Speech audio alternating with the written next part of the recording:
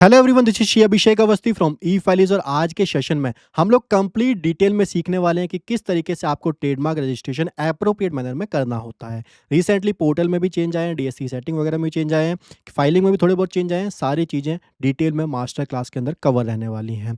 मैं बात करूँ, अगर आप लोग ई फाइलिस पर नए हैं तो सबसे पहले चैनल को सब्सक्राइब कर लीजिए। अब हम लोग अपनी डिटेल डिस्कशन की तरफ बढ़ते हैं। सबसे पहले आपको ipindia.gov.in के ऊपर आ जाना है। अब यहाँ पे आके आपको घबराना नहीं है, ये आपकी पुरानी वाली वेबसाइट है, बट इसके अंदर काफ़ी सारे चेंजेस कर दिए गए हैं। ठीक है, सारी चीज़ें कंसोलिडेट करके यहाँ पे एक ही जगह पे अब यहाँ पे आपको देखने को मिल जाती हैं। आपको सिंपली ट्रेडमार्क के ऊपर आना है, बिफोर यू अप्लाई के ऊपर आना है, बेसिक्स ऑफ ट्रेडमार्क के ऊपर आना है। सारी चीज़ें डिटेल में कवर करवाऊंगा, किस तरीके से आपको अपना ब्रांड नेम रिसर्च करना होता है, बिकॉज सर्च करते टाइम भी काफ़ी सारे दिक्कतें आया करती हैं। ठीक है, सो यहाँ पे आपको पहला क्वेश्चन देखने को मिलता है, सर ट्रेडमार्क होता क्या है? तो ट्रेडमार्क एक साइन होता है, sign capable of being represented graphically and distinguish the goods or service of the one person from those of others। Sir, हमारी क्वालिटी किस तरीके से दूसरे से बेहतर है, वो अल्टीमेटली हमारे ब्रांड नेम से ही आइडेंटिफाई होगी। अब एडिडास का शूज ऑब्वियस सी बात है, वो एबीबास से तो अच्छा ही होता है। एबीबास आपको पता ही है, बहुत सारे मार्केट में चल रहे हैं, लोकल मार्केट में। बट एडिडास क्यों यूनिक है, क्यों यहाँ पे अपनी ब्रांड वैल्यू जो उसकी ज्यादा है, क्यों उसका प्राइस जो है वो ज्यादा है, और क्यों वो बिकता भी ज्यादा है? बिकॉज उसका जो ब्रांड आइडेंटिटी है, उसने अपना ट्रेडमार्क रजिस्टर करवा रखा है, काफी पहले ही करवा रखा है। ठीक है, तो यहाँ पे आजकल जब भी कोई पर्सन अपने बिजनेस को स्टार्ट करता है, तो सबसे पहले सबसे प्रायोरिटी पे ट्रेडमार्क रजिस्ट्रेशन को इसलिए रखता है, बिकॉज इन फ्यूचर जब भी उसका बिजनेस ग्रो होगा, उस गुडविल का कोई और यहाँ पे अनड्यू एडवांटेज ना ले ले। ठीक है सर, वही यहाँ पे लिखा गया ट्रेडमार्क के अंदर क्या क्या इंक्लूड रहता है। तो वो वर्ड्स भी हो सकते हैं, लेटर और न्यूमेरिकल भी हो सकते हैं, लोगो भी हो सकते हैं, कॉम्बिनेशन ऑफ कलर भी हो सकते हैं, शेप ऑफ गुड्स और देयर पैकिंग भी हो सकती है, और साउंड्स भी यहाँ पे इंक्लूड करा गया है। इन सब चीज़ों में ट्रेडमार्क रजिस्ट्रेशन हो सकता है। ठीक है sir, why register a trademark, क्यों यहाँ पे रजिस्टर करवाना चाहिए? बहुत ही सिंपल सी बात है, आपको इसके लीगल राइट मिलते हैं। इस मार्क को, इस नेम को कोई और यूज़ नहीं कर सकता है। Protection against infringement and misuse by other, आपको प्रोटेक्शन मिलती है, कोई भी आपके ब्रांड नेम को यूज नहीं कर सकता है। ठीक है, creation of a valuable business assets that can be licensed और assigned, consumer trust and brand recognition. Obvious सी बात है, आपके ब्रांड को किस तरीके से कंज्यूमर आइडेंटिफाई करेगा मार्केट में, वो नेम जब अवेलेबल ही नहीं होगा, बिकॉज ट्रेडमार्क के अंदर रजिस्टर्ड है, तो उस नेम को कोई और यूज नहीं कर सकता है। दैट्स वाई आपका जो प्रोडक्ट है वो इजिली आइडेंटिफाई हो जाएगा। Ability to enforce right through legal proceeding, अगर यहाँ पे कोई भी आपका ब्रांड नेम जो है वो चोरी करने की कोशिश करता है, तो आप यहाँ पे लीगल प्रोसीडिंग भी अपना सकते हैं। ठीक है सर, अब हम लोग बात करते हैं टाइप्स ऑफ ट्रेडमार्क की। तो यहाँ पे आराम से समझना, आप वर्ड मार्क के अंदर भी नेम, वर्ड्स और स्लोगन जो है रजिस्टर करवा सकते हो। डिवाइस मार्क के अंदर कई लोगों का सवाल रहता है, क्या हम अपना नेम एंड लोगो एक साथ रजिस्टर करवा सकते हैं? बहुत ही सिंपल भाषा में ये मैं वीडियो बना रहा हूँ, आप लोगों के सारे सवालों के जवाब यहाँ पे मिलने वाले हैं। तो हाँ सर, आप यहाँ पे अपने लोगो को और ब्रांड नेम को डिवाइस के अंदर एक साथ रजिस्टर करवा सकते हो। गवर्नमेंट फीस वगैरह जो मैं आगे डिस्कस करके चलूंगा। ठीक है, शेप मार्क्स इसके अंदर आप रजिस्टर करवा सकते हो, कलर कॉम्बिनेशन मार्क भी करा सकते हो, एंड साउंड मार्क्स भी करा सकते हो। बट यहाँ पे मोस्ट कॉमनली आपका वर्ड मार्क और डिवाइस वाला यूजफुल रहता है। ठीक है, what can not be register, sir क्या यहाँ पे रजिस्टर नहीं करवा सकते हैं ट्रेडमार्क के अंदर?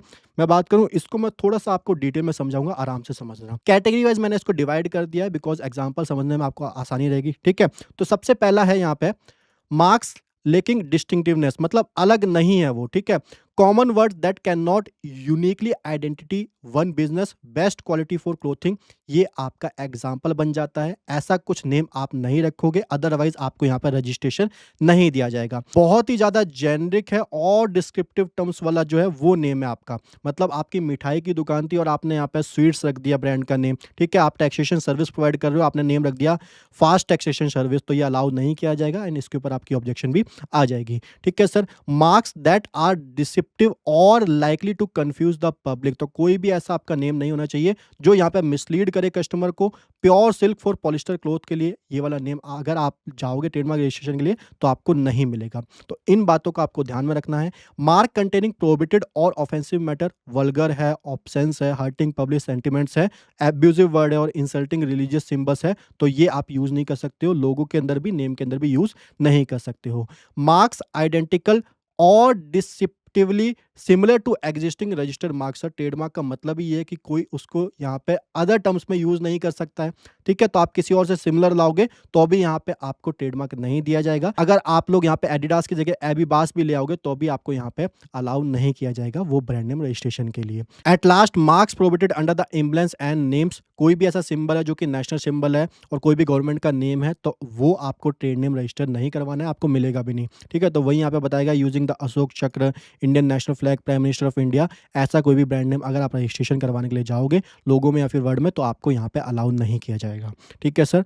तो ये वाली बात मैंने आपको थोड़ी-सी डिटेल में जाके इसलिए बताई, काफ़ी सारे लोगों को बाद में दिक्कतें आती हैं। ट्रेडमार्क का जो कोर है वो पहला यही है कि आप अपना ब्रांड नेम जो है वो यहाँ पे एप्रोप्रिएट मैनर में सेलेक्ट कीजिए, ठीक है सर?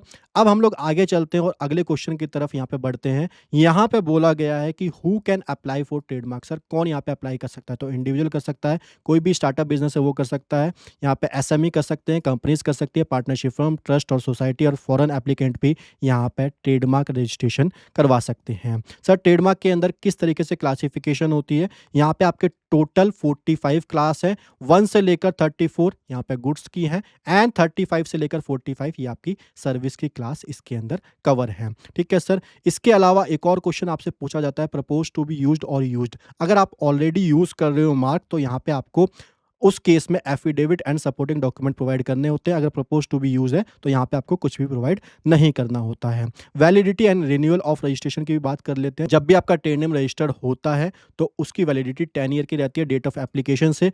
रजिस्ट्रेशन में B renewed indefinitely for the further period of 10 years by filing the proper form and the requisite fees. Timely renewal is required to maintain a protection. ठीक है sir? अब हम लोग चलते हैं हमारे नेक्स्ट स्टेप पे, यहाँ पे ट्रेडमार्क एप्लीकेशन वर्कफ्लो के ऊपर, ठीक है? सो वन बाय वन मैं सारा कवर करवा के चल रहा हूँ ताकि आप लोगों को कोई भी दिक्कत ना आए, ठीक है? तो सबसे पहले स्टार्ट कहाँ से होती है? सबसे पहले आपको फाइलिंग करनी होती है अपनी एप्लीकेशन की। सर फिजिकल फॉर्म में ही फाइलिंग अलाउड है क्या? यहाँ पे फिजिकल फॉर्म में लेस देन 1% केस में ही अलाउ क्या होते हैं, लोग कम फाइल करते हैं। यहाँ पे जनरली ई फाइलिंग ही लोग किया करते हैं। टीएमए एप्लीकेशन फॉर्म आपका ऑनलाइन ही यहाँ पे सबमिट किया करते हैं, ठीक है? उसके बाद आपकी फाइल जो है वो ऑफिस में रिसीव होती है। देन यहाँ पे एक क्वेश्चन रेज होता है, आपने यहाँ पे डिवाइस मार्क में अप्लाई किया या फिर ये वर्ड मार्क या फिर अदर फॉर्म में यहाँ पे आपने अप्लाई किया है। अगर डिवाइस मार्क में अप्लाई किया है तो यहाँ पे आपका वियना कॉन्डिफिकेशन में जाता है केस, ठीक है? उसके बाद यहाँ पे फॉर्मेलिटी चेक में आता है। अगर आपका वर्ड मार्क में तो सीधे आपका फॉर्मेलिटी चेक में आ जाता है। प्रोसीजर समझ में आ रहा है, यस या नो? ठीक है सर। अब हम लोग बात करते हैं फॉर्मेलिटी कंप्लीट की, ठीक है? फॉर्मेलिटी कंप्लीट हुई, उसके बाद कोई डेफिशिएंसी निकली है या नहीं निकली है, ठीक है? फॉर्मेलिटी कंप्लीट नहीं हुई है तो डेफिशिएंसी है, ऑब्वियस सी बात है। यहाँ पे उसका हमको रिप्लाई फाइल करना होता है, दोबारा जाता है ये क्लाइंट के पास जिसने टीएम एप्लीकेशन फाइल करी है। वो यहाँ पे रिप्लाई करता है, उसका रिप्लाई यहाँ पे रिव्यू किया जाता है। अगर वो सैटिस्फैक्टरी होता है तो यहाँ पे दोबारा आपका सब्सटेंसिव एग्जामिनेशन में भेज दिया जाता है, ठीक है? अगर फॉर्मेलिटी चेक कंप्लीट हो जाता है, इसमें कोई भी दिक्कत नहीं आती है, तो सिंपली आपका सब्सटेंसिव एग्जामिनेशन में भेज दिया जाता है, ठीक है? अगर यहाँ पे सैटिस्फैक्टरी नहीं हुआ रिप्लाई तो शो कॉज हियरिंग में जाता है। शो कॉज हियरिंग से अगर यहाँ पे सैटिस्फैक्टरी हो जाता है तो दोबारा यहाँ पे सब्सटेंसिव एग्जामिनेशन में भेज दिया जाता है, अदरवाइज यहाँ पे अबेंडेड कर दिया जाता है, ठीक है? आपको डेफिशिएंसी इंटीमेशन समझ में आ चुका है। अब हम लोग आ जाते हैं सब्सटेंसिव एग्जामिनेशन पे, ठीक है? सब्सटेंसिव एग्जामिनेशन में सेक्शन नंबर 9, 11 और 13 आया करते हैं, ठीक है? इसके अंदर जो रजिस्ट्रार होता है वो यहाँ पे आपका ऑब्जेक्शन रेज किया करता है। ऑब्जेक्शन रेज कैसे किया करता है? आपकी जो भी टीएम एप्लीकेशन होती है उसके ऊपर पूरी एग्जामिनेशन रिपोर्ट बनाता है कि सर सेक्शन नंबर 9 के हिसाब से नेम जो है वो आपका जेनरिक आ रहा है, सेक्शन नंबर 11 के हिसाब से किसी और से मिलता जुलता नेम आपका आ रहा है, ठीक है सर? उसके बाद आपको यहाँ पे रिप्लाई फाइल करना होता है। आपका जो रिप्लाई होता है उसको यहाँ पे रिव्यू किया जाता है और अगर वो सेटिस्फैक्टरी होता है तो यहाँ पे आपका टीएम जो है वो एक्सेप्ट हो जाया करता है। अगर यहाँ पे आपका रिप्लाई सेटिस्फैक्टरी नहीं होता है तो यहाँ पे केस आपका हियरिंग में चला जाता है। हियरिंग से फिर यहाँ पे अगर एक्सेप्ट होता है तो आपका टीएम एक्सेप्ट होता है, अदरवाइज यहाँ पे टीएम आपका रिफ्यूज हो जाता है। बात समझ में आई, यस या नो? ठीक है सर। सर यहाँ पे टीएम एक्सेप्ट होने के बाद क्या हुआ करता है? पब्लिकेशन में जाता है 4 महीने के लिए। यहाँ पे जो आपका अपोजिशन होता है ना वो बैठा रहता है। देन फिर क्या होता है, यहाँ पे 4 महीने का टाइम रहता है अपोजिशन के पास, अगर उसको लगता है उसका जो नेम है वो मिलता-जुलता है तो यहाँ पे वो अपोजिशन फाइल कर देता है, ठीक है? अपोजिशन प्रोसीडिंग होती है, अगर उसमें अपोजिशन सक्सेसफुल हो जाता है तो यहाँ पे रिफ्यूज़ कर दिया जाता है, अगर अपोजिशन सक्सेसफुल नहीं होता है तो यहाँ पे जो आपका ट्रेडमार्क है वो यहाँ पे आपका टीआर में कन्वर्ट हो जाता है और आपका रजिस्ट्रेशन सक्सेसफुली हो जाता है। सर बिल्कुल डिटेल में है या नहीं है? ठीक है सर।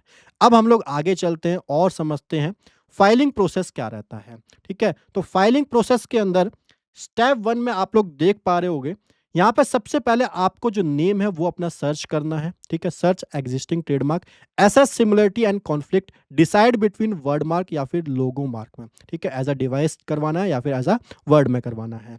सर स्टेप नंबर 2 के अंदर आपको एनआईसी क्लासिफिकेशन करनी होती है, किस क्लास के अंदर टोटल 45 क्लास होती है, गुड्स है या फिर सर्विस है, किस क्लास में फॉलो कर रही है या फिर किस-किस क्लास में आपको रजिस्ट्रेशन लेना है, तो वो आपको यहाँ पे सेलेक्ट करना होता है। उसके बाद आपको यहाँ पे कन्फर्म करनी होती है एलिजिबिलिटी और एप्लीकेशन कैटेगरी, इंडिविजुअल हो, स्टार्टअप हो, एमएसएमई हो या फिर अदर हो, understand applicable official fees. Official fees की मैं डिस्कशन अभी आगे करके चलूँगा, ठीक है? उसके बाद स्टेप नंबर 4 में यहाँ पे आपको अपने जो डॉक्यूमेंट है उनको प्रिपेयर करना होता है, applicant detail, trademark representation, description of good service, user affidavit if applicable और पावर ऑफ अटॉर्नी। आपकी अगर आप एजेंट या अटॉर्नी के थ्रू करवा रहे हो तभी आपकी लगती है, अदरवाइज अगर आप सेल्फ फाइलिंग कर रहे हो थ्रू अ डीएससी तो यहाँ पे आपकी ये नहीं लगा करती है, ठीक है? चूज एप्लीकेशन फॉर्म, आपको यहाँ पे टीएमए फाइल करना है, सिंगल क्लास में या फिर मल्टीपल क्लास में कौन सा फॉर्म है वो आपको यहाँ पे सेलेक्ट करना है। उसके बाद log in to e filing portal, upload document, pay prescribed fees, यहाँ पे आपकी फाइल करनी होती है आपको फॉर्म नंबर टीएमए, ठीक है? देन आपको यहाँ पे सिंपली फीस वगैरह पे करके यहाँ पे आपको एप्लीकेशन नंबर मिलता है, उससे आप लोग यहाँ पे ट्रैक करोगे अपनी एप्लीकेशन को। अगर यहाँ पे कोई भी ऑब्जेक्शन रेज़ होती है तो आप उसका यहाँ पे रिप्लाई करोगे। देन यहाँ पे एट लास्ट पब्लिश हो जाता है आपका, उसके बाद 4 मंथ का टाइम होता है, 4 मंथ के अंदर यहाँ पे अपोजिशन अपोज कर सकता है, अदरवाइज आपका यहाँ पे जो ट्रेडमार्क रजिस्ट्रेशन है वो यहाँ पे कंप्लीट हो जाता है, ठीक है सर? अब मैं थोड़ी-सी बात करूँगा यहाँ पे सर्च एक्जिस्टिंग ट्रेडमार्क, ठीक है? तो आप लोगों को यहाँ पे ओल्ड वर्ज़न पे ही मैं क्लिक करता हूँ अभी के लिए तो। यहाँ पे आप लोगों को सिंपली सर्च करना है, कौन-सा आप ट्रेडमार्क लेने जा रहे हो। तो हमारे केस में हम फिन ईज़ प्रो लेने जा रहे हैं, ठीक है? क्लास हमारी रहेगी 35 एंड जो भी कैप्चा है वो आपको यहाँ पे डाल देना है। अभी मैं आपको कैसे सर्च करना है वो बता रहा हूँ, ठीक है? सिंपली आपका यहाँ पे बता देता है सर नो रिकॉर्ड फाउंड, मतलब ये ट्रेड नेम अवेलेबल है, आप रजिस्ट्रेशन करवा सकते हो। बट यहाँ पे आपको रुकना है। मैं जहाँ पे बोल रहा हूँ रुकना है, वहाँ पे रुक के आराम से तसल्ली से काम लेना, एज़ अ प्रोफेशनल भी और एज़ अ इंडिविजुअल भी, ठीक है? यहाँ पे क्यों रुकना है? बिकॉज़ अगर आपका नेम यहाँ पे नहीं आया है, फिर भी आपकी ऑब्जेक्शन या फिर अपोजिशन आ सकती है। अब आप बोलोगे सर ये गवर्नमेंट की वेबसाइट है, गवर्नमेंट की वेबसाइट पे आपने भी सर्च किया, ठीक है? और पब्लिक सर्च में वो दिखा रहा है कि नेम अवेलेबल है, तो आप कैसे कह सकते हो कि रजिस्ट्रार जो है वो ऑब्जेक्शन रेज़ कर देगा या फिर कोई अपोजिशन है वो ऑब्जेक्शन रेज़ कर देगा? मैं बात करूँ, ये जो गवर्नमेंट पोर्टल है इसके ऊपर अगर आपका एग्ज़ैक्ट नेम है, तो ही यहाँ पे फाउंड होगा। बट जो ऑब्जेक्शन है, जो अपोजिशन है, वो यहाँ पे प्रेफिक्स या फिर सफिक्स भी मिलता-जुलता हुआ, सिमिलर हुआ तो उसके ऊपर भी रेज़ हो जाता है। अब ये बहुत बड़ा गैप है ट्रेडमार्क के अंदर। देखो मेरा मानना ये है, आप लोग यहाँ पे टाइम लगाते हो, आप लोग यहाँ पे कॉस्ट लगाते हो एंड गवर्नमेंट यहाँ पे आपके 2 साल एग्ज़ामिनेशन करती है जनरली ट्रेडमार्क का। उस दौरान आपका टाइम भी खर्च हुआ, आपका पैसा भी खर्च हुआ, तब वो आपको बताती है सर ये किसी और से मिलता-जुलता है। तो 100% इनको ऐसा कोई सिस्टम डेवलप करना चाहिए जो स्टार्टिंग में ही पता लग जाए सर मिलेगा, नहीं मिलेगा, ठीक है? मैं ऐसा क्यों कह रहा हूँ, मैं आपको एक प्रैक्टिकल केस दिखाता हूँ, ठीक है? हम लोग सर्च करते हैं यहाँ पे हीरो फाइट, ठीक है? हीरो फाइट हम लोग सर्च करते हैं, FIGHT, ठीक है? ये हम लोग 29 क्लास में ले रहे हैं, ड्राई फ्रूट वगैरह है, ठीक है? 709221 इसको हम लोग सर्च कर रहे हैं। अब यहाँ पे क्या दिखा रहा है सर? यहाँ पे दिखा रहा है सर कोई भी रिकॉर्ड फाउंड नहीं है, ठीक है? अब हम लोगों ने ये चीज़ समझ ली, अब हम लोग इसको सर्च करते हैं। ऐसा ही एक सेम केस मेरी प्रैक्टिकल लाइफ़ में भी मैंने देखा। उसका नाम था हीरो डाइट करके था, बट मैं अभी आपको खाली हीरो दिखा रहा हूँ, ठीक है? सो हीरो सर्च करवाता हूँ मैं आपको, 88098 ये कैप्चा कोड है।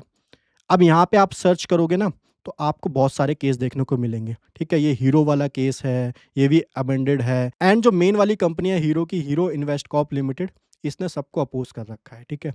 अब मैं आपको दिखाता हूँ, यहाँ पे जितने भी केस आप देख रहे हो, देखो हीरो इन्वेस्ट कॉर्प ये तो आपका रजिस्टर्ड है, इसके अलावा सारे अबेंडेड, सारे अपोज़्ड, सारे अपोज़्ड, सारे अपोज़्ड, ठीक है? एंड जो हीरो डाइट था मैं वो भी दिखा देता हूँ आपको, वो भी यहाँ पे अबेंडेड हो गया बिकॉज़ इसने रिप्लाई नहीं करा था। इसका हमने टीएम एक्सेप्ट भी करा दिया था बट अपोज़िशन में जाके फिर रिप्लाई नहीं किया था। क्लाइंट ने बोला सर इसने तो अपनी लीगल टीम बिठा रखी है और सिर्फ़ हीरो वर्ड पे ये जो है, ये अपने ब्रांड को प्रोटेक्ट करने के लिए जा रहा है और इसमें कोई गलती भी नहीं है। देखो हर कोई अपने नेम को प्रोटेक्ट करना चाहता है, हर किसी की गुडविल बन चुकी है, तो वो किसी और को यूज़ नहीं करने देना चाहता है। बट मैं थोड़ा-सा यहाँ पे गवर्नमेंट का अटेंशन चाहूँगा कि मतलब अगर हो सके तो कोई ऐसा पोर्टल जो ज़्यादा एग्ज़ैक्ट मैच हमको बता सके, तो वो हमको यहाँ पे ज़्यादा एक्यूरेट रहेगा, ठीक है? और हम लोग एप्रोप्रिएट मैनर में अपने ट्रेडमार्क को आगे प्रोसीड कर पाएँगे। तो सिंपल सी बात है, आप लोगों को गूगल पर सर्च करना है, डोमेन आईडी वगैरह देखनी है या नहीं है अवेलेबल, तो सारी चीज़ें, सारे डॉक्यूमेंट्स आपको अपने पास रखने हैं because in future objection, opposition आती है तो आप लोग यहाँ पे अच्छे से रिप्लाई ड्राफ्ट कर सको। ठीक है सर, तो मेरा वाला नेम जो वो अवेलेबल है। अब हम लोग आगे चलते हैं। हम लोग आ जाते हैं यहाँ पे, उसके बाद सर्च करना है गुड्स एंड सर्विस, तो हमारा 35 में जाना है। ठीक है? सो ये आप यहाँ पे सर्च मत करना, वीपो की वेबसाइट पे आके आप लोग यहाँ पे सिंपली सर्च कर लेना वीपो क्लास 4 ट्रेडमार्क। आप लोगों को एनआईसी क्लासिफिकेशन में यहाँ पे जो भी आपकी क्लास है वो आप लोग यहाँ पे फाइंड आउट कर सकते हो, ठीक है? तो यहाँ पे अगर क्लोथिंग वगैरह ब्रांड है तो 25 में आ जाता है। अगर यहाँ पे ऑनलाइन सेलिंग वगैरह करनी है तो आपका 35 में आ जाता है, ठीक है? सो अब हम लोग अपने चलते हैं कैसे हम लोगों को ट्रेडमार्क फाइलिंग जो है वो करनी होती है। एक बार मैं आपको फीस भी यहाँ पे कंफर्म करवा देता हूँ। अगर यहाँ पे इंडिविजुअल कोई फाइलिंग कर रहा है तो उसकी जो ई फाइलिंग की फीस होती है वो 4500 होती है, ठीक है? इंडिविजुअल के लिए, स्टार्टअप के लिए एंड स्मॉल एंटरप्राइजेस के लिए। इन ऑल अदर केस यहाँ पे आपकी फीस जो होती है वो 9000 रहा करती है। अगर यहाँ पे कंपनी है और उसके पास एमएसएमई अवेलेबल है तो 4500 ही फीस लगा करती है। ये आपकी गवर्नमेंट फीस है, प्रोफेशनल फीस इसके अंदर इंक्लूड नहीं रहा करती है, ठीक है सर? इसके अलावा मैं बात करूँ अपोजिशन के केस में 2700 रहा करती है, ठीक है? और आपका रिन्यूअल के केस में 9000 रहा करती है और फास्टैग अप्रूवल के केस में आपकी जो 20000 होती है वही यहाँ पे इंडिविजुअल के केस में एप्लीकेबल होती है और 40000 आपकी यहाँ पे अदर देन इंडिविजुअल के केस में एप्लीकेबल रहा करती है, ठीक है सर? अब हम लोग अप्लाई पे चलते हैं सीधे, यहाँ पे कंप्रेहेंसिव ई फाइलिंग के ऊपर क्लिक करते हैं और हम लोग नए पोर्टल पे आ जाते हैं। सर इसके अंदर क्या चेंज हुआ है, देखो यहाँ से ना जब भी मैं आपको डीएससी वगैरह लगाने के लिए कहता था मेरी प्रीवियस वीडियो के अंदर, तो वहाँ पे आपको मैं बोलता था आप लोगों को इंटरनेट एक्सप्लोर पे आ जाना है, ठीक है? बट अब ऐसा आपको कुछ भी नहीं करना है। सिंपली आपका जो डीएससी सिग्नेचर का मैनुअल है आपको ये डाउनलोड कर लेना है। यहाँ पे आपका एक सॉफ्टवेयर है, ये आपका ब्राउज़र साइनिंग सॉल्यूशन सेटअप है, इसको आपको यहाँ से डाउनलोड कर लेना है सिंपली और इसको इंस्टॉल कर लेना है और आपको कुछ भी नहीं करना है, ठीक है? आप लोगों को क्रोम के अंदर बाकी सारी चीज़ें करनी हैं। तो हम लोग न्यू यूज़र साइन अप से पहले न्यू यूज़र बनाते हैं, प्रोसीड फॉर रजिस्ट्रेशन के ऊपर क्लिक करते हैं। अब सबसे पहले आपको टाइप ऑफ एप्लीकेंट सर्च करना है, अगर एजेंट या फिर अटॉर्नी नहीं है, तो यहाँ पे आपको प्रोप्राइटर सेलेक्ट करना है, उसके बाद एंटर कोड करना है। सर कोड तो हमें पता ही नहीं है, तो यहाँ पे आपको सिंपली सर्च के ऊपर क्लिक कर देना है। उसके बाद प्रोप्राइटर का जो भी नेम है वो यहाँ पे फिल अप कर दीजिए, उसको यहाँ पे सबमिट कर दीजिए। देन यहाँ पे बहुत सारे नेम आ जाएँगे, ऐड न्यू के ऊपर क्लिक कर दीजिए। अब आपसे डिटेल में रजिस्ट्रेशन फॉर्म आपका यहाँ पे ओपन हो चुका है, ठीक है? सर यहाँ पे आपको कौन-सा सेलेक्ट करना है, अगर आप इंडिविजुअल प्रोप्राइटर हो तो आपको सिंगल फॉर्म सेलेक्ट करना है, पार्टनरशिप है तो पार्टनरशिप फॉर्म। पार्टनरशिप फॉर्म के केस में सर डीएससी किसका रहेगा? किसी ऑथराइज्ड पार्टनर का रह सकता है, रह सकता है। कंपनी के केस में सर डीएससी किसका रह सकता है? किसी डायरेक्टर का रह सकता है, रह सकता है, ठीक है सर? अब मैं बात करूँ जॉइंट फर्म में एचयूएफ है, बॉडी कॉर्पोरेट है, सोसाइटी है, ट्रस्ट है, जो भी आपका एप्लीकेंट है वो आपको यहाँ पे सेलेक्ट करना है। अगर यहाँ पे आपका बॉडी कॉर्पोरेट है तो बॉडी कॉर्पोरेट करके जो भी प्राइवेट लिमिटेड कंपनी का नेम है आपको वो डालना है। बट हम यहाँ पे प्रोप्राइटर का लेके चल रहे हैं तो सिंगल फॉर्म हम लोग सेलेक्ट करेंगे। उसके बाद जो भी नेम है हम लोग यहाँ पे डाल देते हैं, जो भी एड्रेस है वो हम लोग यहाँ पे डाल देते हैं। सर्विस एड्रेस आपका सेम रहता है तो सेम डाल दीजिए, सर्विस एड्रेस अलग है तो अलग यहाँ पे डाल दीजिए, ठीक है? उसके बाद यहाँ पे ट्रेड डिस्क्रिप्शन अभी बताता हूँ, वीपो की वेबसाइट पे जाना पड़ेगा। देन यहाँ पे मेल आईडी हम लोग डाल देते हैं info@efileis, ठीक है? efileis.com। ये हमारा हो चुका है। लीगल स्टेटस हमारा प्रोप्राइटर ही आएगा। सो प्रोप्राइटर ये हमारा हो चुका है, ठीक है? अब हम लोग ट्रेड डिस्क्रिप्शन की बात करते हैं। एनआईसी क्लासिफिकेशन यहाँ पे आपको आना है। यहाँ पे आपको फ़िलहाल के लिए खाली बिज़नेस मैनेजमेंट जो है वो यहाँ से कॉपी करना है और आपको यहाँ पे आके, कहाँ गया हमारा जो पोर्टल था, यहाँ पे आके आपको पेस्ट कर देना है, ठीक है? इसको हम लोग बड़ा कर देते हैं और हम लोग इसको सबमिट कर देते हैं। आपका ये प्रोप्राइटर कोड है, इसको आप लोग नोट डाउन कर लीजिए, ठीक है? अब आप लोगों को ये वाला डाल देना है, यही है हमारा। इसको हम लोग प्रोसेस कर देते हैं। अब आपका जो फॉर्म है जिसमें आपको यूज़र आईडी, पासवर्ड बनाना है, डीएससी अटैच करना है, वो यहाँ पे आ जाता है। यहाँ पे आपको बताना होता है साइन अप मेथड आपका कौन-सा रहेगा, डिजिटल सिग्नेचर या फिर इलेक्ट्रॉनिक सिग्नेचर। काफ़ी सारे लोग बोलते हैं सर इलेक्ट्रॉनिक सिग्नेचर क्यों नहीं करते हैं? बिकॉज़ इसके अंदर 95% केस में कहीं न कहीं दिक्कतें आती हैं। दैट्स व्हाई सक्सेसफुली आपका ट्रेडमार्क रजिस्ट्रेशन नहीं हो पाता है। मोस्ट यूज़फुल आपके लिए डिजिटल सिग्नेचर वाला मेथड रहता है। अगर आप खुद फाइलिंग कर रहे हो या फिर किसी प्रोफेशनल के थ्रू करवा रहे हो जो कि अटॉर्नी या फिर एजेंट नहीं है, ठीक है? इस केस में आपको यहाँ पे डीएससी टोकन बनवाना होता है। अगर ये आपके पास नहीं है तो आप लोग यहाँ पे ई-फाइलिंग से ही बनवा सकते हैं। इसके अलावा अगर आप लोग कंप्लीट फाइलिंग करवाना चाहते हैं ई-फाइलिंग से तो आप लोग डिस्क्रिप्शन में दिए गए नंबर के ऊपर कॉन्टैक्ट कर सकते हैं। ठीक है सर, अब ये वाला टोकन मैं अपने सिस्टम में लगा देता हूँ। इसके बाद हमको डिजिटल सिग्नेचर के ऊपर क्लिक करना है, ठीक है? उसके बाद यहाँ पे ऐड डिजिटल सिग्नेचर के ऊपर क्लिक करना है, ठीक है? आपका ब्राउज़र साइनिंग सॉल्यूशन वाला जो है वो यहाँ पे ओपन हो जाता है। यहाँ पे आपको डीएससी जो है वो अपना सेलेक्ट करना है, इसको ओके कर दीजिए। इसको आप लोग जैसे ही ओके करेंगे आपका जो डीएससी है आप लोग देख पा रहे हो यहाँ पे लग जाता है। उसके बाद आपको यहाँ पे यूज़र आईडी वगैरह बनानी है, ठीक है? उसके बाद यहाँ पे पासवर्ड डालना है। देन आपको ये रीटाइप करना है पासवर्ड, उसके बाद आपको ईमेल आईडी डालनी है, फ़ोन नंबर डालना है, जो भी कैप्चा कोड है वो डालना है। देन आपको सिंपली यहाँ पे रजिस्टर्ड विद डीएससी के ऊपर क्लिक करना है। आपकी जो यूज़र आईडी पासवर्ड है वो यहाँ पे बन जाती है। यूज़र आईडी आपकी ये हो गई है एंड आपका पासवर्ड ये हो चुका है, ठीक है सर? अब हम लोग आगे चलते हैं एंड मैं आपको बताता हूँ किस तरीके से आपको लॉगिन करके अपना जो टीएमए एप्लीकेशन फॉर्म है उसको फाइल करना है। सो अब हमको यहाँ पे जो लॉगिन यूज़र आईडी पासवर्ड हमने बनाया था वो हमको यहाँ पे फिल कर देना है। सो मैं वो डाल देता हूँ, ठीक है? ये हमारी यूज़र आईडी हो चुकी है, ये हमारा पासवर्ड हो गया है। देन जो भी कैप्चा कोड है वो हम लोगों को यहाँ पे डाल देना है, वो भी मैं डाल देता हूँ आपका। देन हम लोगों को सिंपली लॉगिन के ऊपर क्लिक कर देना है। अब हमारा जो ये वाला डैशबोर्ड है ट्रेडमार्क की ऑनलाइन फाइलिंग वाला ये ओपन हो चुका है। सिंपली हमको न्यू फॉर्म फाइलिंग के ऊपर क्लिक करना है एंड टीएमए के ऊपर क्लिक करना है। यहाँ पे सर सबसे पहले हमको एप्लीकेंट का जो भी टाइप है वो सेलेक्ट करना होता है। इंडिविजुअल है, सोल प्रोप्राइटर है, स्टार्टअप है, स्मॉल एंटरप्राइजेज है या फिर अदर है, ठीक है? अगर स्मॉल एंटरप्राइजेज है एमएसएमई आपके पास होना चाहिए। स्टार्टअप है, स्टार्टअप का रजिस्ट्रेशन आपके पास होना चाहिए। अगर इनके अलावा कोई अदर पर्सन है तो यहाँ पे अदर में आ जाएगा। तो हमारे केस में इंडिविजुअल है, हम लोगों को इंडिविजुअल के ऊपर क्लिक कर देना है। उसके बाद यहाँ पे क्लास डालनी होती है। ध्यान से सुनना, अगर मल्टीपल क्लास में आप लोग रजिस्ट्रेशन करवा रहे हो उसके लिए आपकी अलग एप्लीकेशन फॉर्म जाती है। यहाँ पे क्लास 99 करना है। अदरवाइज जो भी आपकी क्लास है 45 के अंदर फॉल कर रही है, हमारे केस में 35 है, इसको हम लोगों को सिंपली यहाँ पे सबमिट के ऊपर क्लिक कर देना है। ये हमारा जो पूरा फॉर्म है वो यहाँ पे ओपन हो जाता है। यहाँ पे आपको एडिट के ऊपर आना है, ठीक है? आपको यहाँ पे ईमेल आईडी जो है वो यहाँ पे डालनी है, ठीक है? सो मैं यहाँ पे ईमेल आईडी डाल देता हूँ। देन हमको यहाँ पे जो फ़ोन नंबर है वो यहाँ पे डालना है, ठीक है? देन फिर हमको यहाँ पे स्टेट डालना है। स्टेट है हमारा यहाँ पे दिल्ली है, सो दिल्ली डाल देना है। डिस्ट्रिक्ट हमारा नॉर्थ वेस्ट है, सो हम लोगों को नॉर्थ वेस्ट दिल्ली कर देना है। Legal status sir, legal status क्या थे हम? प्रोप्राइटर थे सर, प्रोप्राइटर। सो हम लोगों को प्रोप्राइटर डाल देना है। इसको हम लोगों को अपडेट कर देना है। सो ये डिटेल हमारी अपडेट हो चुकी है। यहाँ पे एड्रेस ऑफ सर्विस आ जाता है, जो भी हमने प्रोप्राइटर कोड बनाते टाइम डाला था वो हम लोगों को यहाँ पे डालना है। सर मेन फॉर्म कहाँ से स्टार्ट होता है? सर मैं और यहाँ पे ज़ूम कर देता हूँ, आप आराम से देखना। मेन फॉर्म ये है आपका ट्रेडमार्क वाला, ठीक है? कैटेगरी सबसे पहले सेलेक्ट करनी है सर, वर्ड में करवाना है, डिवाइस में करवाना है। डिवाइस में आपका लोगो भी साथ में जाता है तो हम लोग डिवाइस में करवाएंगे, ठीक है? उसके बाद आपसे यहाँ पे ट्रेडमार्क मांगता है और इमेज डिस्क्रिप्शन मांगता है। सबसे पहले हम लोग अपलोड कर देते हैं जो भी इमेज थी, ठीक है? सो हम लोगों को यहाँ पे चूज फाइल के ऊपर आना है। जो भी हमारी जेपीजी है, पीएनजी नहीं अपलोड होगी। 8x8 सेंटीमीटर में आपकी इमेज होनी चाहिए, ठीक है? इसको आप लोगों को अपलोड के ऊपर क्लिक कर देना है। ये आपका जो इमेज है यहाँ पे आ जाती है। सो ये आपकी इमेज आ जाती है। अब आपको यहाँ पर डन के ऊपर क्लिक कर देना है। अब आपसे यहाँ पे पूछता है, ये आपकी इमेज आ चुकी है, आप लोग यहाँ पे देख पा रहे हो, ठीक है? जो भी आपने यहाँ पे लोगो अटैच किया वो आपका यहाँ पे आ चुका है। सो अब हम लोगों को यहाँ पे ट्रेडमार्क डालना है। तो ट्रेडमार्क ये रहा, ये हम लोग यहाँ से कॉपी कर लेते हैं, ठीक है? यहाँ पे हम लोग पेस्ट कर देते हैं। उसके बाद इमेज डिस्क्रिप्शन में आपको क्या डालना है, ध्यान से सुनना। ये वाली पूरी लाइन डालनी है, image contain our trade name, ठीक है? यहाँ से उठाइए, इन्वर्टेड कॉमा में ये आना चाहिए आपका, ठीक है? सो इन्वर्टेड कॉमा में हम लोगों ने डाल दिया है।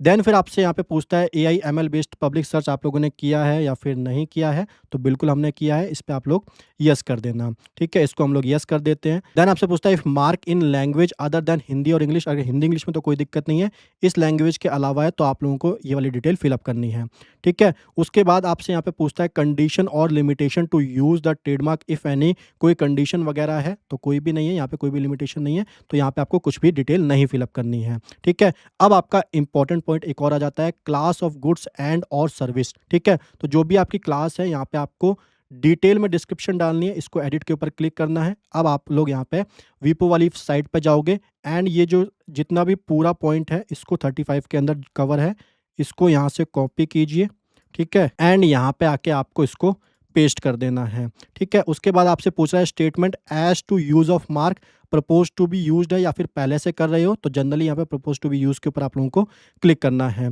ठीक है? उसके बाद पूछता है एनी अदर इंपॉर्टेंट इन्फॉर्मेशन और स्टेटमेंट, तो यहाँ पे कोई है तो आप लोगों को यहाँ पे लिखना है और अटैच करना है। सर अटैचमेंट में क्या-क्या आएगा? देखो अटैचमेंट में भी आप लोग देख लीजिए। यहाँ पे अगर आपकी प्राइवेट लिमिटेड कंपनी है और आपके पास एमएसएमई है तो आप लोगों को ये वाला सिलेक्ट करना है। स्टार्टअप है तो ये वाला सिलेक्ट करना है। यहाँ पे एजेंट अटॉर्नी केस में आपका पीओए जाया करता है, ठीक है? तो सिंपली आपको यहाँ पे अपलोड करना है। हम लोग डायरेक्टली इंडिविजुअल कैपेसिटी पे फाइल कर रहे हैं तो हम लोगों को कुछ भी अपलोड नहीं करना है, हमारी फीस वैसे ही रहेगी, ठीक है? तो डिस्क्रिप्शन को हमको यहाँ पे अपडेट कर देना है, ठीक है? जैसे ही अपडेट हो जाएगा ये हमारी एप्लीकेशन पूरी कंप्लीट हो चुकी है। हम लोगों को अब डिजिटली साइन एंड सबमिट के ऊपर क्लिक करना है। ये हमको एक पॉपअप देता है कि आधार कार्ड, पैन कार्ड एंड ये सब अटैचमेंट आपको यहाँ पे अपलोड नहीं करनी है, ठीक है? हमको पता है ये चीज़।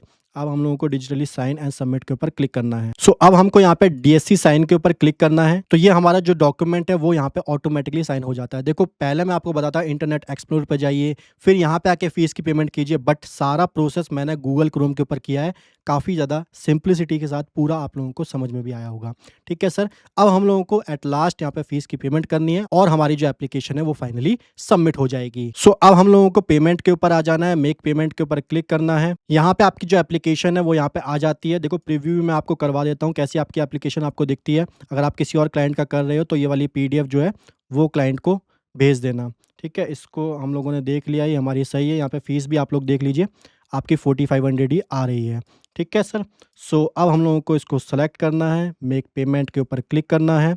यहाँ पे आप लोगों को देखना है कैसे आपको पेमेंट करनी है, टर्म एंड कंडीशन को एग्री करना है, मेक पेमेंट के ऊपर क्लिक करना है। इन्फॉर्मेशन आपको यहाँ पे कंफर्म कर देनी है, जिस भी पेमेंट गेटवे को आपको सेलेक्ट करना है। उसके बाद आप लोग यहाँ पे यूपीआई से करना चाहें तो यूपीआई से या फिर डेबिट कार्ड, क्रेडिट कार्ड कैसे भी आप लोग यहाँ पे पेमेंट कर सकते हैं। सो आज के सेशन में मैंने कंप्लीट डिटेल में आपको बताया कि किस तरीके से आपको ट्रेडमार्क रजिस्ट्रेशन करना है। सारे सवालों के जवाब मैंने आपको डिटेल्ड वे में दिए। सो अगर आपको ये वीडियो पसंद आई है तो वीडियो को ज़्यादा से ज़्यादा लाइक करें, कमेंट करें, शेयर करना बिल्कुल ना भूलिए और चैनल को ज़्यादा से ज़्यादा सब्सक्राइब कीजिए। Thank you so much guys, bye bye, take care.